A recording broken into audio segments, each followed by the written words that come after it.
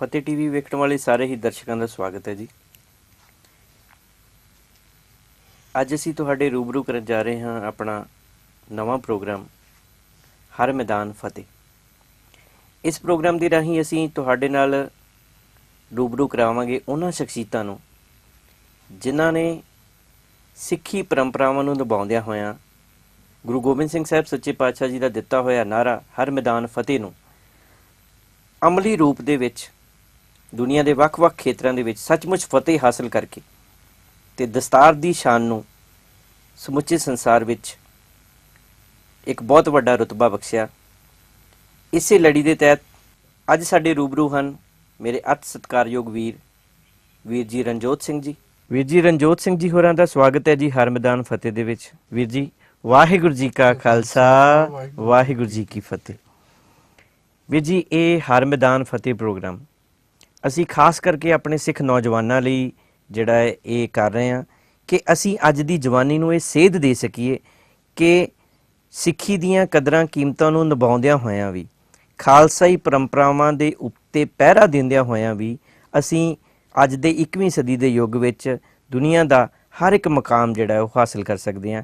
ਇਸ ਮੋਟਿਵ ਦੇ ਨਾਲ ਅੱਜ ਵੀਰ ਜੀ ਰਣਜੋਤ ਸਿੰਘ ਜੀ ਜਿਹੜੇ ਕਿ ਬਿਜ਼ਨਸ ਫੀਲਡ ਤੋਂ ਨੇ ਉਹ ਸਾਡੇ ਨਾਲ ਜਿੱਥੇ ਗੁਰਮਤਿ ਦੀਆਂ ਬਾਤਾਂ ਪਾਉਣਗੇ ਉੱਥੇ ਨਾਲ ਦੀ ਨਾਲ ਉਹ ਆਪਣੀ ਜ਼ਿੰਦਗੀ ਦੇ ਤਜਰਬੇ ਸਾਂਝੇ ਕਰਕੇ ਸਾਡੇ ਨੌਜਵਾਨਾਂ ਨੂੰ ਅਸੀਸਾਂ ਦੇਣਗੇ ਜੀ ਵੀਰ ਜੀ ਕੀ ਫੀਲ ਕਰਦੇ ਹੋ ਤੁਸੀਂ ਕਿ ਇਸ ਦਸਤਾਰ ਅਤੇ ਕੇਸਾਂ ਦੇ ਨਾਲ ਤੁਸੀਂ ਬਿਜ਼ਨਸ ਦੇ ਇੱਕ ਏਡੇ ਵੱਡੇ ਉੱਚੇ ਸੁੱਚੇ ਮੁਕਾਮ ਨੂੰ ਹਾਸਲ ਕੀਤਾ ਹੈ? ਤੁਸੀਂ ਪਲੀਜ਼ ਇਹਦੇ ਬਾਰੇ ਸਾਨੂੰ ਕੁਝ ਜਾਣਕਾਰੀ ਦਿਓ ਜੀ।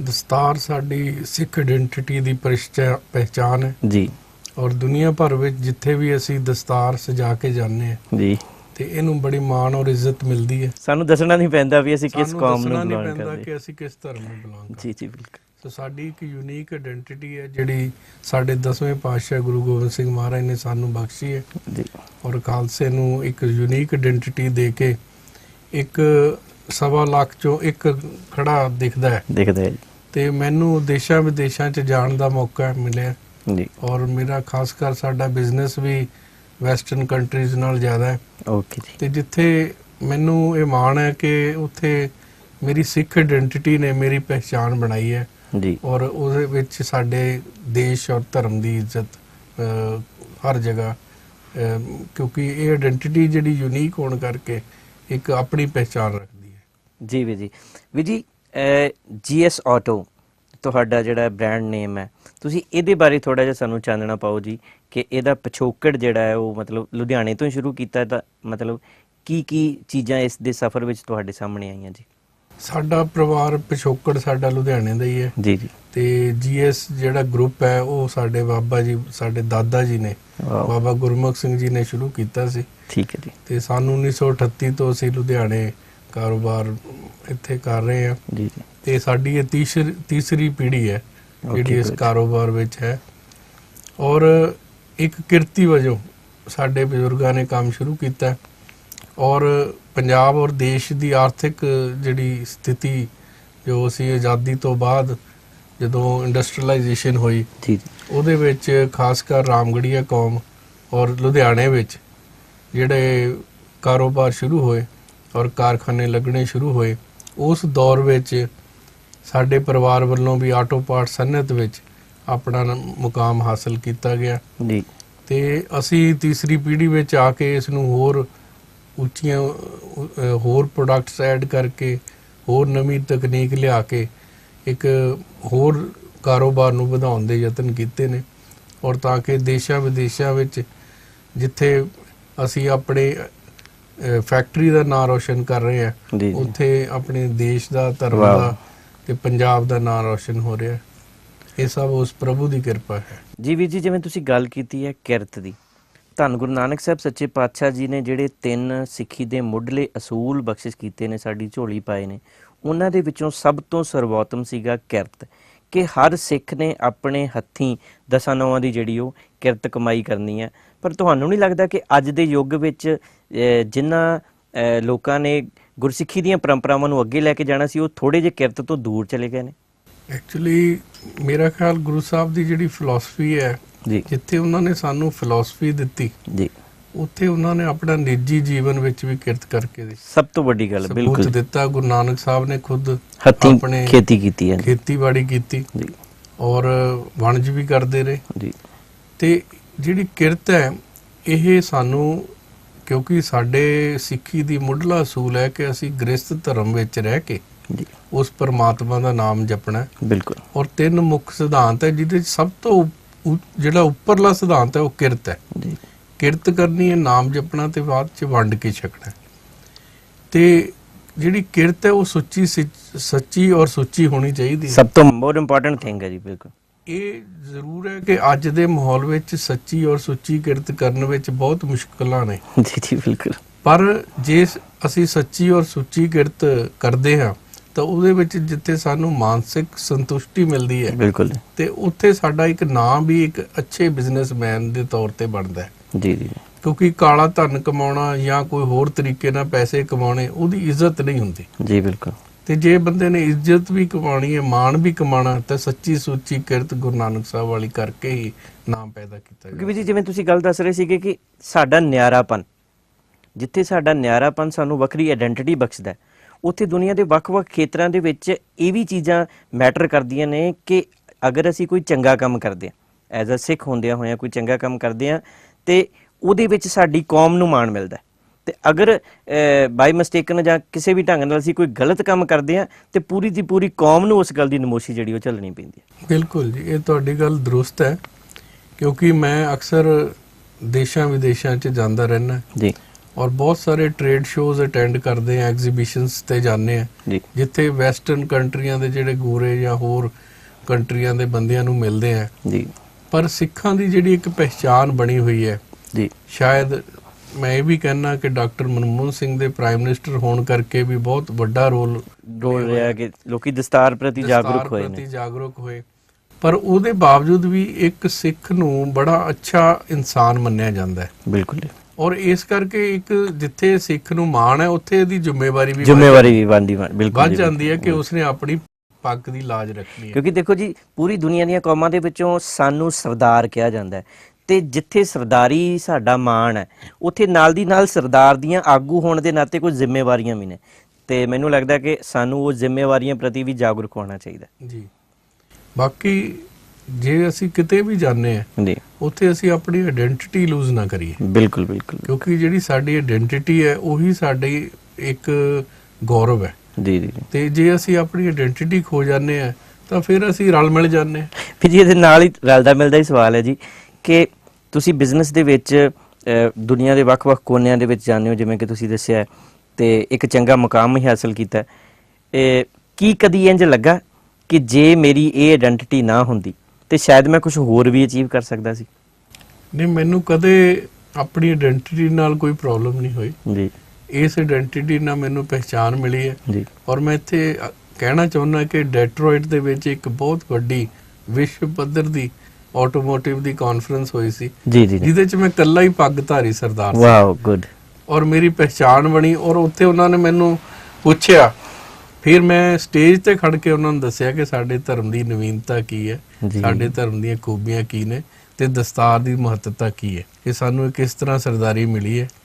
ਤੇ ਇਹ ਕੋਈ ਐਸੀ ਗੱਲ ਨਹੀਂ, ਚਾਈਨਾ ਚਲੇ ਜਾਓ, ਜਾਪਾਨ ਚਲੇ ਜਾਓ, ਲੋਕੀ ਤੁਹਾਡੇ ਨਾਲ ਫੋਟੋ ਖਿਚਾਉਣ ਲਈ ਮੂਹਰੇ ਹੋ ਜਾਂਦੇ ਨੇ ਕਿ ਇਹ ਦਸਤਾਰਧਾਰੀ ਹੈ, ਇਹ ਨਵੇਕਲਾ ਆ, ਤੇ ਇਹਦੇ ਨਾਲ ਖੜ ਕੇ ਅਸੀਂ ਫੋਟੋਗ੍ਰਾਫ ਕਰਵਾਈਏ। ਕਿਉਂਕਿ ਵੀਰ ਜੀ, ਜੇ ਆਪਾਂ ਹਿਸਟਰੀ ਦੀ ਗੱਲ ਕਰੀਏ, ਜਿਵੇਂ ਤੁਸੀਂ ਵੱਖ-ਵੱਖ ਦੇਸ਼ਾਂ ਦੀ ਗੱਲ ਕੀਤੀ ਹੈ, ਚਾਈਨਾ ਦੀ ਗੱਲ ਕੀਤੀ, ਜਾਪਾਨ ਦੀ ਗੱਲ ਕੀਤੀ ਹੈ, ਤੇ ਜਿਹੜੇ ਪੁਰਾਤਨ ਸਮੇਂ ਦੇ ਵਿੱਚ ਅੱਜ ਤੋਂ, ਕਿਉਂਕਿ ਅੱਜ ਤਾਂ ਚਲੋ ਕਹਿ ਲਈਏ ਕਿ ਫੈਸ਼ਨ ਬਣ ਚੁੱਕਾ, ਪੁਰਾਤਨ ਸਮੇਂ ਤੋਂ ਹੀ ਸਾਰੇ ਪੀਰ ਪੈਗੰਬਰ ਜਾਂ ਇੰਜ ਕਹਿ ਲਓ ਕਿ ਜਿੰਨੇ ਵੀ ਫਿਲਾਸਫਰ ਹੋਏ ਨੇ ਉਹ ਸਾਰੇ ਕੇਸਾਧਾਰੀ ਹੋਏ ਨੇ। ਐਕਚੁਅਲੀ ਪਹਿਲਾਂ ਜੇ ਕਿਸੇ ਨੂੰ ਸਜ਼ਾ ਦੇਣੀ ਹੁੰਦੀ ਸੀ ਨਾ, ਉਹਨੂੰ ਕਹਿੰਦੇ ਹੁੰਦੇ ਸੀ ਇਹਦੇ ਕੇਸ ਕਤਲ ਕਰ ਦਿਓ। ਬਿਲਕੁਲ, ਇਹ ਸਜ਼ਾ ਹੁੰਦੀ ਸੀ। ਉਹ ਪ੍ਰੋਬਲਮ ਇਹ ਹੈਗੀ ਜੀ, ਸਜ਼ਾ ਵਾਲੇ ਜ਼ਿਆਦਾ ਹੋ ਗਏ, ਨੇ। ਔਰ ਖਾਸ ਕਰ ਇਹਦਾ ਇਨਫਲੂਐਂਸ ਹੋਇਆ ਜਦੋਂ ਕਮਿਊਨਿਸਟ ਵਿਚਾਰਧਾਰਾ ਆਈ ਹੈ, ਜਦੋਂ ਲੈਨਿਨਵਾਦ ਆਇਆ, ਉਹਦੇ ਦੌਰਾਨ ਜਿਹੜਾ ਪਤਿਤਪੁਣਾ ਜਾਂ ਕਹਿ ਲਓ ਕੇਸ ਕੱਟਣ ਦਾ। ਔਰ ਚਾਈਨਾ ਵਿੱਚ ਜਦੋਂ ਤੱਕ ਮਾਓ ਸੇ ਤੁੰਗ ਨਹੀਂ ਸੀ ਆਇਆ, ਉਸ ਤੋਂ ਪਹਿਲਾਂ ਚਾਈਨਾ ਵਿੱਚ ਕੇਸਾਧਾਰੀ ਆਮ ਹੁੰਦੇ ਸੀ ਜੀ ਜੀ ਬਿਲਕੁਲ। ਪਰ ਮਾਓ ਨੇ ਜਦੋਂ ਆਪਣੇ ਬਾਲ ਕਟਵਾ ਲਏ ਤੇ ਸਾਰੇ ਚਾਈਨਾ ਨੇ ਕਟਵਾ ਲਏ। ਤਾਂ ਇਹ ਐਕਚੁਅਲੀ ਕੀ ਹੈ ਕਿ ਸਾਡੀ ਜਿਹੜੀ ਆਇਡੈਂਟੀਟੀ ਹੈ, ਇੱਕ ਸਿੱਖ ਬਹੁਤ ਗਿਣਤੀ ਵਿੱਚ ਥੋੜੇ ਨੇ। ਅਸੀਂ ਇੰਡੀਆ ਵਿੱਚ 2% ਹੈ ਤੇ ਵਿਸ਼ਵ ਵਿੱਚ ਤਾਂ ਅਸੀਂ ਹੋਰ ਥੱਲੇ ਪੱਧਰ ਤੇ ਚਲੇ ਜਾਂਦੇ ਹਾਂ। ਪਰ ਸਾਡੀ ਆਇਡੈਂਟੀਟੀ ਸਾਨੂੰ ਇੱਕ ਸੈਪਰੇਟ ਇਮੇਜ ਦਿੰਦੀ ਹੈ। ਬਿਲਕੁਲ ਜੀ, ਬਿਲਕੁਲ। ਤੇ ਉਸ ਇਮੇਜ ਨਾਲ ਅਸੀਂ ਆਪਣੇ ਕੈਰੀ ਫਾਰਵਰਡ ਕਰਦੇ ਹਾਂ।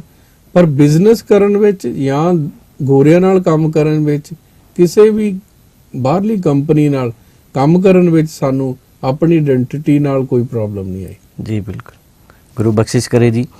ਵੀਰ ਜੀ, ਤੁਸੀਂ ਆਪਣੇ ਪਰਿਵਾਰਕ ਪਿਛੋਕੜ ਬਾਰੇ ਸਾਨੂੰ ਜਾਣਕਾਰੀ ਦਿੱਤੀ ਹੈ।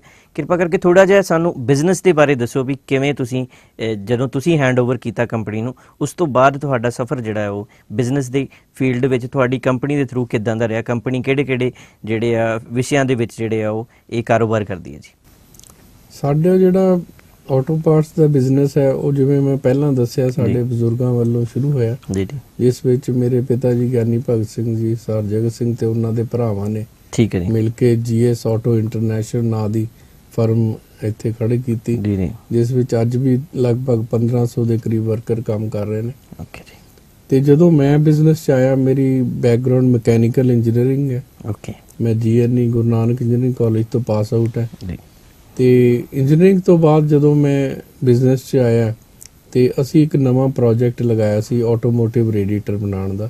ਤੇ ਉਹਦੇ ਵਿੱਚ ਸਾਡਾ ਟੈਕਨੀਕਲ ਕੋਲੈਬੋਰੇਟਰ ਸੀਗੇ ਤੇ ਉਹਨਾਂ ਨਾਲ ਮਿਲ ਕੇ ਅਸੀਂ ਨਾਰਥ ਇੰਡੀਆ ਵਿੱਚ ਪਹਿਲਾ ਰੇਡੀਏਟਰ ਪਲਾਂਟ ਲਾਇਆ, ਜਿਸ ਦਾ ਨਾਮ GS ਰੇਡੀਏਟਰਸ ਲਿਮਟਿਡ ਸੀ, ਜਿਹਦਾ ਅੱਜ ਕੱਲ੍ਹ ਮੈਂ ਮੁੱਖ ਪ੍ਰਬੰਧਕ ਹਾਂ। ਤੇ ਇਸ ਕੰਪਨੀ ਨੂੰ ਅਸੀਂ 92-93 'ਚ ਸਟਾਰਟ ਕੀਤਾ ਔਰ ਇਹ ਕੰਪਨੀ ਦਿਨ ਪ੍ਰਤੀ ਦਿਨ ਤਰੱਕੀ ਕਰਦੀ ਗਈ। ਔਰ ਅੱਜ ਸਾਡੇ ਜਿਹੜੇ ਰੇਡੀਏਟਰਸ ਨੇ ਵਿਸ਼ਵ ਦੀਆਂ ਬਹੁਤ ਸਾਰੀਆਂ ਮਸ਼ਹੂਰ ਗੱਡੀਆਂ ਵਿੱਚ ਲਗਾਏ ਜਾਂਦੇ ਨੇ। ਔਰ ਇਹਦੇ ਨਾਲ ਹੀ ਅਸੀਂ ਐਗਰੀਕਲਚਰ ਕੰਬਾਈਨ ਪਾਰਟਸ ਵੀ ਬਣਾ ਰਹੇ ਹਾਂ ਔਰ ਅਸੀਂ CNC ਪਾਰਟਸ ਵੀ ਬਣਾ ਰਹੇ ਹਾਂ। ਔਰ ਸਾਡੇ ਗਰੁੱਪ ਦੀ 50% ਟਰਨਓਵਰ ਐਕਸਪੋਰਟ ਨਾਲ ਹੁੰਦੀ ਹੈ। ਔਰ ਸਾਡੀ ਜਿਹੜੀ ਐਕਸਪੋਰਟ ਹੈ ਅਮਰੀਕਾ ਤੋਂ ਇਲਾਵਾ ਯੂਰਪ ਦੇ ਵਿੱਚ, ਆਸਟ੍ਰੇਲੀਆ, ਵੈਸਟ ਇੰਡੀਜ਼ ਤੇ ਹੋਰ ਸਾਰੇ ਡਿਵੈਲਪ ਕੰਟਰੀਆਂ ਵਿੱਚ ਜਾ ਰਹੀ ਹੈ। ਔਰ ਅਸੀਂ ਬਾਹਰਲੇ ਜਿਹੜੇ ਐਗਜ਼ੀਬਿਸ਼ਨਸ ਨੇ ਜਰਮਨੀ ਵਿੱਚ, ਉਹਨਾਂ 'ਚ ਵੀ ਪਾਰਟਿਸਿਪੇਟ ਕਰਦੇ ਹਾਂ ਔਰ ਉਹਨਾਂ 'ਚ ਵੀ ਆਪਣੇ ਅਸੀਂ ਪ੍ਰੋਡਕਟਸ ਲਾਂਚ ਕਰਦੇ ਹਾਂ। ਤੇ ਉੱਥੇ ਵੀ ਸਾਨੂੰ ਜਦੋਂ ਕੋਈ ਵੈਸਟਰਨਰ ਫੋਰਨਰ ਮਿਲਦੇ ਨੇ ਤੇ ਉਹ ਬੜੇ ਖੁਸ਼ ਹੋ ਕੇ ਮਿਲਦੇ ਨੇ ਕਿ ਇੱਕ ਤਾਂ ਇਹ ਸਾਡੀ ਆਇਡੈਂਟੀਟੀ ਦੀ ਪਹਿਚਾਣ। ਕਿਉਂਕਿ ਜੀ ਸਿਰਫ ਆਇਡੈਂਟੀਟੀ ਹੀ ਨਹੀਂ, ਕਿਉਂਕਿ ਕੇਸ, ਦਸਤਾਰਾਂ ਇਹ ਇੱਕ ਚੰਗੇ ਇਨਸਾਨ ਦੀ ਨਿਸ਼ਾਨੀ ਵੀ ਹੈ। ਇਹ ਲਿਖਾਇਕ ਨੇ ਸਾਡੇ ਗੁਣਾਂ ਦੀ, ਕਿਉਂਕਿ ਅਗਰ ਕੇਸਾਧਾਰੀਆਂ ਅਸੀਂ, ਦਸਤਾਰ ਹੈ ਤੇ ਸਾਡੇ ਕੋਲ ਗੁਰੂ ਦਾ ਸਿਧਾਂਤ ਹੈ ਤੇ ਸਾਡੇ ਕੋਲ ਇੱਕ ਲਾਇਲਟੀ ਵੀ ਹੈ ਗੁਰੂ ਦੀ ਬਖਸ਼ਿਸ਼ ਕੀਤੀ ਹੋਈ।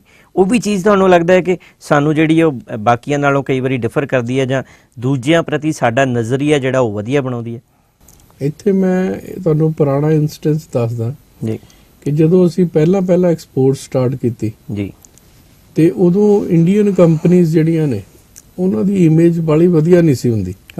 ਔਰ ਬਹੁਤ ਸਾਰੇ ਵੈਸਟਰਨਰ ਇਹ ਕਹਿੰਦੇ ਸੀ ਅਸੀਂ ਇੰਡੀਆ ਤੋਂ ਮਾਲ ਖਰੀਦਣਾ ਨਹੀਂ, ਜੇ ਖਰੀਦਣਾ ਤਾਂ ਇੰਡੀਆ ਦੀ ਸਟੈਂਪ ਨਾ ਲੱਗੀ ਹੋਵੇ। ਤੇ ਉਦੋਂ ਮੇਰੇ ਮਨ 'ਚ ਆਇਆ ਕਿ ਅਸੀਂ ਆਪਣਾ ਜਿਹੜਾ ਪ੍ਰੋਡਕਟਸ ਨੇ, ਇੱਕ ਤਾਂ ਆਪਣੇ ਬ੍ਰਾਂਡ 'ਚ ਵੇਚਣੇ ਆ, ਇੱਕ ਅਸੀਂ ਆਪਣੀ ਕੰਟਰੀ ਔਰ ਆਪਣੀ ਆਇਡੈਂਟੀਟੀ ਨਹੀਂ ਖਤਮ ਕਰਨੀ। ਤੇ ਉਹਦੇ ਲਈ ਅਸੀਂ ਕੁਆਲਿਟੀ ਵਧੀਆ ਰੱਖਣੀ ਹੈ, ਵਰਲਡ ਕਲਾਸ ਕੁਆਲਿਟੀ ਦੇਣੀ ਹੈ, ਅੱਛਾ ਪ੍ਰਾਈਸ ਦੇਣਾ ਔਰ ਮੇਨ ਕਮਿਊਨੀਕੇਸ਼ਨ। ਅੱਜ ਕੱਲ ਬਿਜ਼ਨਸ ਲਈ ਸਭ ਤੋਂ ਵੱਡਾ ਟੂਲ ਹੈ ਕਿ ਤੁਹਾਡੀ ਕਮਿਊਨੀਕੇਸ਼ਨ ਵਧੀਆ ਹੋਣੀ ਚਾਹੀਦੀ ਹੈ। ਤੁਹਾਡਾ ਜਿਹੜਾ ਕਸਟਮਰ ਹੈ ਉਹਦੇ ਨਾਲ ਰਿਲੇਸ਼ਨਸ਼ਿਪ ਸਾਰਾ ਉਹਦੇ ਨਾਲ ਕਮਿਊਨੀਕੇਸ਼ਨ ਦੇ ਬੇਸ ਤੇ ਹੈ। ਮੇਰੇ ਅਕਸਰ ਵੈਸਟਰਨ ਜਿਹੜੇ ਕਸਟਮਰਸ ਆਉਂਦੇ ਆ, ਮੈਂ ਉਹਨਾਂ ਨੂੰ ਤਕਰੀਬਨ ਹਰ ਇੱਕ ਨੂੰ ਸੱਚਖੰਡ ਸ੍ਰੀ ਹਰਿਮੰਦਰ ਸਾਹਿਬ ਅੰਮ੍ਰਿਤਸਰ ਦੇ ਦਰਸ਼ਨ ਕਰਨ ਲੈ ਕੇ ਜਾਣਾ, ਉਹਨਾਂ ਨੂੰ ਆਪਣੇ ਧਰਮ ਬਾਰੇ ਦੱਸੀਦਾ ਤੇ ਆਨੰਦਪੁਰ ਸਾਹਿਬ ਵਿਖੇ ਜਿਹੜਾ ਵਿਰਾਸਤ ਭਵਨ ਬਣਿਆ ਉਹ ਵੀ ਦਿਖਾ ਕੇ ਲਿਆਈਦਾ, ਤਾਂ ਕਿ ਉਹਨਾਂ ਨੂੰ ਪਤਾ ਲੱਗੇ ਕਿ ਸਾਡਾ ਪਿਛੋਕੜ ਕੀ ਹੈ, ਸਾਡੇ ਗੁਰੂਆਂ ਸਾਹਿਬਾਨ ਦਾ ਇਤਿਹਾਸ ਕੀ ਹੈ ਔਰ ਸਾਡੀ ਜਿਹੜੀ ਰਹਿਣੀ ਸਹਿਣੀ ਹੈ, ਜਿਹੜੀ ਸਿੱਖ ਜੀਵਨ ਜਾਚ ਦਾ ਅਮੁੱਲ ਅੰਗ ਹੈ, ਕਿਰਤ ਕਰਨਾ ਤੇ ਨਾਮ ਜਪਣਾ ਤੇ ਵੰਡ ਕੇ ਛਕਣਾ, ਉਸ ਸਿਧਾਂਤ ਤੇ ਹਰ ਕਾਰੋਬਾਰ ਵਾਲੇ ਨੂੰ ਪਹਿਰਾ ਦੇਣਾ ਚਾਹੀਦਾ। ਬਿਲਕੁਲ ਜੀ, ਬਿਲਕੁਲ। ਆਪ ਜੀ ਦੇ ਵਡਮੁੱਲੇ ਵਿਚਾਰਾਂ ਤੋਂ ਤੁਸੀਂ ਦੱਸਿਆ ਹੈ ਕਿ ਕਿਵੇਂ ਬਿਜ਼ਨਸ ਦੇ ਵਿੱਚ ਆਪ ਜੀ ਨੇ ਇਹ ਸਾਰਾ ਜਿਹੜਾ ਮੁਕਾਮ ਹਾਸਲ ਕੀਤਾ ਹੈ। ਵੀਰ ਜੀ ਇਸ ਤੋਂ ਇਲਾਵਾ ਕੁਝ ਸੋਸ਼ਲ ਐਕਟੀਵਿਟੀ ਵੀ ਜਿਹੜੀਆਂ ਤੁਸੀਂ ਕਰ ਰਹੇ ਹੋ, ਕਿਉਂਕਿ ਮੈਂ ਉਮੀਦ ਕਰਦਾ ਹਾਂ ਕਿਉਂਕਿ ਇੰਨੇ ਸੋਹਣੇ ਵਿਚਾਰ ਨੇ ਤੇ ਜ਼ਰੂਰ ਸਾਡੀ ਸਿੱਖ ਕੌਮ ਵਾਸਤੇ ਜਾਂ ਸਮਾਜ ਵਾਸਤੇ ਤੁਸੀਂ ਜਿਹੜੀਆਂ ਸੋਸ਼ਲ ਐਕਟੀਵਿਟੀਜ਼ ਦੇ ਵਿੱਚ ਹਿੱਸਾ ਲੈਂਦੇ ਹੋਵੋਗੇ। ਕਿਰਪਾ ਕਰਕੇ ਥੋੜੀ ਜੀ ਉਹਦੇ ਬਾਰੇ ਜਾਣਕਾਰੀ ਪਲੀਜ਼ ਸਾਡੇ ਦਰਸ਼ਕਾਂ ਨੂੰ ਜ਼ਰੂਰ ਦਿਓ ਜੀ। ਇਹ ਮਹਾਰਾਜ ਜਦੋਂ ਬੰਦੇ ਨੂੰ ਕਾਰੋਬਾਰ ਦਿੰਦਾ ਹੈ ਜੀ ਬਿਲਕੁਲ, ਤੇ ਉਹ ਨਾਲ ਦਸਵੰਧ ਕੱਢਣ ਦੀ ਜਿਹੜੀ ਸਾਡੀ ਸਿੱਖ ਪਰੰਪਰਾ ਹੈ, ਸਿੱਖ ਪਰੰਪਰਾ ਹੈ, ਉਹਦੇ ਤੇ ਸਾਡੇ ਪਰਿਵਾਰ ਨੇ ਸ਼ੁਰੂ ਤੋਂ ਪਹਿਰਾ ਦਿੱਤਾ ਹੈ। ਗੁੱਡ।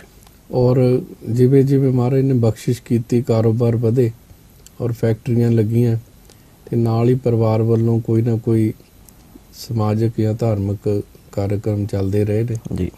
ਤੇ ਮਿਲਰਗੰਜ ਵਿਖੇ ਬਹੁਤ ਵੱਡੇ ਇੱਕ ਅਦਾਰੇ ਨੇ, ਰਾਮਗੜੀਆ ਐਜੂਕੇਸ਼ਨ ਕਾਉਂਸਲ ਦੇ ਬੈਨਰ ਹੇਠ ਚੱਲ ਰਹੇ ਨੇ ਜੀ ਜੀ, ਜਿਨ੍ਹਾਂ ਵਿੱਚ ਇੱਕ ਗਰਲਸ ਕਾਲਜ ਹੈ, ਰਾਮਗੜੀਆ ਗਰਲਸ ਕਾਲਜ ਹੈ, ਉਸ ਤੋਂ ਇਲਾਵਾ ਗਰਲਸ ਸਕੂਲ ਹੈ, ਬॉय ਸਕੂਲ ਹੈ, ਇੱਕ ਪ੍ਰਾਇਮਰੀ ਸਕੂਲ ਹੈ ਜੀ, ਇੱਕ ਕੋ ਐਜੂਕੇਸ਼ਨਲ ਸਕੂਲ ਹੈ, ਤੇ ਗੁਰਦੁਆਰਾ ਸਾਹਿਬ ਦਾ ਪ੍ਰਬੰਧ ਹੈ, ਤੇ ਇੱਕ ਸ਼ਮਸ਼ਾਨ ਘਾਟ ਦਾ ਪ੍ਰਬੰਧ ਹੈ। ਤੇ ਉੱਥੇ ਜਿਹੜੀ ਸਿੱਖਿਆ ਦਾ ਕੰਮ ਜੀ ਔਰ ਗਰੀਬ ਬੱਚਿਆਂ ਨੂੰ ਵਿੱਦਿਆ ਦੇਣ ਦਾ ਉਪਰਾਲਾ ਕੀਤਾ ਜਾ ਰਿਹਾ ਪਿਛਲੇ ਕਈ ਸਾਲਾਂ ਤੋਂ। ਬਹੁਤ ਵੱਡੀ ਸੇਵਾ ਹੈ ਜੀ। ਤੇ ਹਰ ਸਾਲ ਉਹਦੇ ਵਿੱਚ ਨਿਰੰਤਰ ਵਾਧਾ ਕੀਤਾ ਜਾ ਰਿਹਾ ਜੀ, ਨਵੇਂ ਕੋਰਸਿਸ ਲਿਆ ਕੇ, ਨਵੀਆਂ ਫੈਸਿਲਿਟੀਜ਼ ਲਿਆ ਕੇ ਜੀ। ਔਰ ਉਸ ਵਿੱਚ ਰਾਮਗੜੀਆ ਐਜੂਕੇਸ਼ਨ ਕਾਉਂਸਲ ਦੇ ਸਮੂਹ ਮੈਂਬਰਾਂ ਵੱਲੋਂ ਵੀ ਸਹਿਯੋਗ ਮਿਲਦਾ ਹੈ। ਤੇ ਇਸੇ ਤਰ੍ਹਾਂ ਸਰਾਭਾ ਨਗਰ ਵਿਖੇ ਗੁਰੂ ਨਾਨਕ ਪਬਲਿਕ ਸਕੂਲ ਆਰੰਭ ਕੀਤਾ ਗਿਆ 1976 ਵਿੱਚ, ਤੇ ਉਸ ਸਕੂਲ ਦੇ ਵਿੱਚ ਮੈਂ ਵੀ ਉਸੇ ਸਕੂਲ ਦੀ ਪ੍ਰੋਡਕਟ ਹੈ, ਤੇ ਹੁਣ ਨਿਰੰਤਰ ਉਹ ਸਕੂਲ ਪਬਲਿਕ ਸਕੂਲ ਹੈ, CBSE ਰਾਹੀਂ ਪ੍ਰਣਾਲੀ ਨਾਲ ਚੱਲ ਰਿਹਾ ਹੈ, ਤੇ ਉਹਦੇ ਤੋਂ ਵੀ 5000 ਦੇ ਕਰੀਬ ਬੱਚਾ ਉੱਥੇ ਪੜ੍ਹ ਰਿਹਾ। ਤੇ ਇਸੇ ਤਰ੍ਹਾਂ ਮੈਨੂੰ ਪਿਛਲੇ 2-3 ਸਾਲ ਤੋਂ ਮੌਕਾ ਮਿਲਿਆ ਕਿ ਅਸੀਂ ਹੈਲਥ ਸੈਕਟਰ ਦੇ ਵਿੱਚ ਇੱਕ ਆਈ ਹਸਪੀਟਲ ਬਣਾਉਣ ਦਾ ਗੁਰੂ ਮਿਹਰ ਕਰੇ, ਮਿਹਰ ਹੋਈ, ਔਰ ਇੱਕ ਸ਼ੰਕਰਾ ਆਈ ਕੇਅਰ ਹਸਪੀਟਲ ਬਣਿਆ ਹੈ ਇੱਥੇ ਲੁਧਿਆਣੇ ਜੀ, ਜਿਸ ਵਿੱਚ ਮੈਨੂੰ ਮੁੱਖ ਪੈਟਰਨ ਹੋਣ ਦੇ ਨਾਤੇ ਉਸ ਵਿੱਚ ਸੇਵਾ ਕਰਨ ਦਾ ਮੌਕਾ ਮਿਲਿਆ। ਇਸ ਆਈ ਹਸਪੀਟਲ ਰਾਹੀਂ ਅਸੀਂ ਪਹਿਲਾਂ ਤਾਂ ਮੈਂ ਦੱਸਣਾ ਚਾਹਾਂਗਾ ਕਿ ਸ਼ੰਕਰਾ ਆਈ ਕੇਅਰ ਟਰਸਟ ਵੱਲੋਂ ਚਲਾਇਆ ਜਾ ਰਿਹਾ, ਔਰ ਇਸ ਹਸਪੀਟਲ ਵਿੱਚ 100 ਬੈੱਡ ਨੇ, ਔਰ ਇਸ ਵਿੱਚ ਅੱਖਾਂ ਦੀਆਂ ਬਿਮਾਰੀਆਂ ਦਾ ਇਲਾਜ ਤਕਰੀਬਨ ਮੁਫਤ ਕੀਤਾ ਜਾਂਦਾ ਹੈ। ਠੀਕ ਹੈ। 80% ਮਰੀਜ਼ਾਂ ਦਾ ਇਲਾਜ ਮੁਫਤ ਕੀਤਾ ਜਾਂਦਾ ਹੈ, ਤੇ 20% ਜਿਹੜਾ ਪੇਡ ਸੈਕਸ਼ਨ ਹੈ ਉਹ 80% ਨੂੰ ਸਪੋਰਟ ਕਰਦਾ ਹੈ। ਤੇ ਇਸੇ ਤਰ੍ਹਾਂ ਕਾਰਜ ਚੱਲ ਰਹੇ ਨੇ। ਪਰਮਾਤਮਾ ਹੋਰ ਬਖਸ਼ਿਸ਼ ਕਰਨ ਕਿ ਅਸੀਂ ਵੱਧ ਚੜ੍ਹ ਕੇ ਸਿੱਖਿਆ ਦੇ ਖੇਤਰ ਵਿੱਚ, ਸਿਹਤ ਦੇ ਖੇਤਰ ਵਿੱਚ ਆਪਣਾ ਨਿਮਾਣਾ ਜਾਂ ਯੋਗਦਾਨ ਪਾ ਸਕੀਏ, ਕਿਉਂਕਿ ਜੇ ਅਸੀਂ ਕਿਸੇ ਵੀ ਲੋੜਵੰਦ ਦੀ ਸਹਾਇਤਾ ਕਰਨੀ ਹੋਵੇ, ਬਿਲਕੁਲ ਜੀ, ਸਭ ਤੋਂ ਜ਼ਰੂਰੀ ਹੈ ਜੀ, ਤਾਂ ਉਹਦੇ ਲਈ ਸਿਹਤ ਔਰ ਉਹਦੀ ਸਿੱਖਿਆ, ਜੇ ਅਸੀਂ ਉਹ ਦੋ ਖੇਤਰਾਂ ਵਿੱਚ ਮਦਦ ਕਰ ਸਕਦੇ ਹਾਂ ਤੇ ਇਹ ਬਹੁਤ ਵੱਡਾ ਪੁੰਨ ਦਾ ਕੰਮ ਹੋਏਗਾ। ਇਹੀ ਅਸਲੀ ਦਾਨ ਹੈ। ਬਿਲਕੁਲ ਜੀ, ਇਹ ਅਸਲੀ ਦਾਨ ਹੈ, ਕਿਉਂਕਿ ਅੱਜ ਕੱਲ੍ਹ ਅਸੀਂ ਵੇਖ ਰਹੇ ਹਾਂ ਕਿ ਬਹੁਤ ਸਾਰੀਆਂ ਸੰਸਥਾਵਾਂ ਜਾਂ ਬਹੁਤ ਸਾਰੇ ਲੋਕ ਨੇ ਜਿਹੜੇ ਗਰੀਬ ਜਾਂ ਜਿਨ੍ਹਾਂ ਨੂੰ ਅਸੀਂ ਲੋੜਵੰਦ ਕਹਿ ਸਕਦੇ ਹਾਂ, ਉਹਨਾਂ ਨੂੰ ਇਹ ਸੋਚਦੇ ਨੇ ਕਿ ਸ਼ਾਇਦ ਅਸੀਂ ਆਟਾ ਦਾਲ ਦੇ ਕੇ ਜਿਹੜੀਆਂ ਉਹਨਾਂ ਦੀ ਮਦਦ ਕਰ ਰਹੇ ਹਾਂ। ਤੇ ਵੀ ਜੀ ਮੇਰਾ ਨਿੱਜੀ ਇੱਕ ਵਿਚਾਰ ਹੈ ਕਿ ਅਸੀਂ ਆਟਾ ਦਾਲ ਦੀ ਬਜਾਏ ਅਗਰ ਉਹਨਾਂ ਨੂੰ ਐਜੂਕੇਸ਼ਨ ਜਾਂ ਉਹਨਾਂ ਦੀ ਹੈਲਥ ਵਾਸਤੇ ਕੁਝ ਚੰਗਾ ਕਰਾਂਗੇ ਤਾਂ ਅਸੀਂ ਉਹਨਾਂ ਦੀ ਜ਼ਿੰਦਗੀ ਦੇ ਮਿਆਰ ਨੂੰ ਉੱਚਾ ਚੁੱਕ ਸਕਦੇ ਹਾਂ, ਤਾਂ ਕਿ ਉਹਨਾਂ ਨੂੰ ਉਹ ਆਪਣੇ ਹੱਥੀਂ ਦਾਲਾਂ ਕਮਾਉਣ, ਉਹ ਆਪਣੇ ਹੱਥੀਂ ਇੰਨੀ ਕਮਾਈ ਕਰ ਸਕਣ ਕਿ ਉਹਨਾਂ ਨੂੰ ਕਿਸੇ ਦੇ ਆਟਾ ਤੇ ਕਿਸੇ ਦੇ ਦਾਲ ਦੀ ਜਿਹੜੀ ਉਹ ਲੋੜ ਹੀ ਨਾ ਪਵੇ। ਇਹਦੇ 'ਚ ਮੈਂ ਇੱਕ ਗੱਲ ਆਪਣੇ ਪਿਤਾ ਜੀ ਦੀ, ਗਿਆਨੀ ਭਗਤ ਸਿੰਘ ਜੀ, ਉਹਨਾਂ ਦੀ ਜ਼ਰੂਰ ਕੋਟ ਕਰਨਾ ਚਾਹਾਂਗਾ ਜੀ। ਉਹ ਬੜੀ ਗਰੀਬੀ ਵਿੱਚ ਉਹਨਾਂ ਨੇ ਪਰਿਵਾਰ ਪਾਲਿਆ, ਔਰ ਉਹ ਅਕਸਰ ਕਹਿੰਦੇ ਹੁੰਦੇ ਸੀ ਕਿ ਜੇ ਤੁਸੀਂ ਇੱਕ ਲੜਕੀ ਨੂੰ ਪੜ੍ਹਾ ਲੈਂਦੇ ਹੋ, ਬਿਲਕੁਲ, ਤਾਂ ਸਾਰੇ ਪਰਿਵਾਰ ਨੂੰ ਪੜ੍ਹਾ ਲੈਂਦੇ ਆ। ਬਿਲਕੁਲ। ਇਸੇ ਲਈ ਉਹਨਾਂ ਨੇ ਲੜਕੀਆਂ ਦੇ ਖੇਤਰ ਵਿੱਚ ਇੱਕ ਗਰਲ ਸਕੂਲ ਬਣਾਇਆ 1942 ਵਿੱਚ, ਤੇ ਫਿਰ ਇਸੇ ਤਰ੍ਹਾਂ 1969 ਵਿੱਚ ਇੱਕ ਰਾਮਗੜੀਆ ਗਰਲਸ ਕਾਲਜ ਬਣਾਇਆ ਜੀ, ਤਾਂ ਕਿ ਜੇ ਇਸਤਰੀ ਨੂੰ ਸਿੱਖਿਆ ਦਿੱਤੀ ਜਾਵੇ, ਬਿਲਕੁਲ, ਪੀੜ੍ਹੀਆਂ ਪੜ ਜਾਣਗੀਆਂ ਤੇ ਉਹਦੀਆਂ ਪੀੜ੍ਹੀਆਂ ਪੜ ਜਾਣਗੀਆਂ। ਔਰ ਜੇ ਅਸੀਂ ਕਿਸੇ ਬੱਚੇ ਨੂੰ ਕਿਤਾਬਾਂ ਲੈ ਦਈਏ, ਵਰਦੀ ਲੈ ਦਈਏ, ਉਹਦੀ ਮਦਦ ਕਰ ਦਈਏ ਜਾਂ ਫੀਸ ਰਾਹੀਂ ਮਦਦ ਕਰ ਦਈਏ ਜੀ ਜੀ, ਤੇ ਉਹ ਮੇਰਾ ਖਿਆਲ ਉਹ ਜੇ ਪੜ੍ਹ ਲਿਖ ਜਾਏਗਾ ਉਹ ਹਮੇਸ਼ਾ ਯਾਦ ਰੱਖੇਗਾ। ਬਿਲਕੁਲ ਜੀ, ਬਿਲਕੁਲ, ਕਿ ਮੈਂ ਇਸ ਇੰਸਟੀਚਿਊਟ ਤੋਂ ਪੜ੍ਹਿਆ, ਮੈਨੂੰ ਇਹਨਾਂ ਨੇ ਪੜ੍ਹਾਇਆ, ਔਰ ਉਹ ਇੱਕ ਉਸ ਨੂੰ, ਸਾਨੂੰ ਵੀ ਮੇਰਾ ਖਿਆਲ ਦਾਨ ਕਰਨ ਵਾਲੇ ਨੂੰ ਵੀ ਇੱਕ ਸੰਤੁਸ਼ਟੀ ਮਿਲਦੀ ਹੈ, ਕਿਉਂਕਿ ਦਾਨ ਤਾਂ ਕਰਨ ਦੀ ਹਰ ਕਿਸੇ ਦੀ ਚਾਹਨਾ ਹੁੰਦੀ ਹੈ, ਲੇਕਿਨ ਦਾਨ ਅਗਰ ਸਖਾਰਤਕ ਜਗ੍ਹਾ ਤੇ ਲੱਗੇ ਜਾ ਕੇ ਜਿੱਥੇ ਲੋੜ ਹੈ ਜਾਂ ਜਿਸ ਚੀਜ਼ ਨੇ ਉਹਦੀ ਜ਼ਿੰਦਗੀ ਬਦਲਣੀ ਹੈ ਉਸ ਜਗ੍ਹਾ ਦੇ ਉੱਤੇ ਅਗਰ ਤੁਹਾਡਾ ਕੀਤਾ ਹੋਇਆ ਦਾਨ ਲੱਗੇ ਤਾਂ ਸ਼ਾਇਦ ਮੈਨੂੰ ਲੱਗਦਾ ਹੈ ਕਿ ਜ਼ਿਆਦਾ ਬੈਟਰ ਰਿਜ਼ਲਟਸ ਜਿਹੜੇ ਉਹ ਸਮਾਜ ਵਿੱਚ ਆ ਸਕਦੇ ਨੇ। ਸੋ ਇਸ ਦੇ ਨਾਲ ਹੀ ਅਸੀਂ ਇੱਥੇ ਲੈਂਦੇ ਹਾਂ ਇੱਕ ਛੋਟਾ ਜਿਹਾ ਬ੍ਰੇਕ, ਤੇ ਬ੍ਰੇਕ ਤੋਂ ਬਾਅਦ ਫਿਰ ਦੁਬਾਰਾ ਹਾਸਲ ਹੁੰਦੇ ਹਾਂ ਜੀ।